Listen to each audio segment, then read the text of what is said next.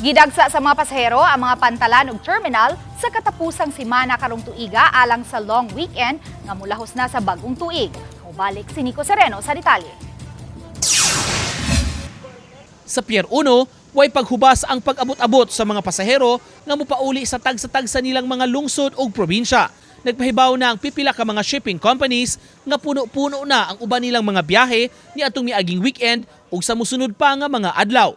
Dunay help desk sa pantalan alang sa hapsay nga pagbiyahe sa mga pasahero. Samtang sa Cebu South Bus Terminal, mipahigayon usabog inspeksyon ang mga personnel sa Land Transportation Franchising and Regulatory Board.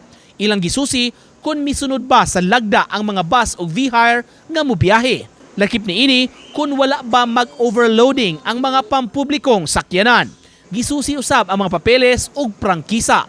Matod sa pipila ka mga pasahero nga mas maayong musayo na lang gyud sa pagbiyahe. Franchise, lang rehistro, mo na importante na mo, insurance, mo na mong gina-check sa ilang mga prangkisa. Overloading po na? Usa na sa mong tanawon, overloading o ang atong mga pasahero nga ato ang ma-assist po kung naatay kinahanglan i-assist. Mahasol jud. Pero kuan man kinahanglan naman gud nga mo biyahe. Sa'yo ka nilikanin sa No, mga 12 o'clock. Yeah. Sa imo jud apas ang alas 3? Yeah.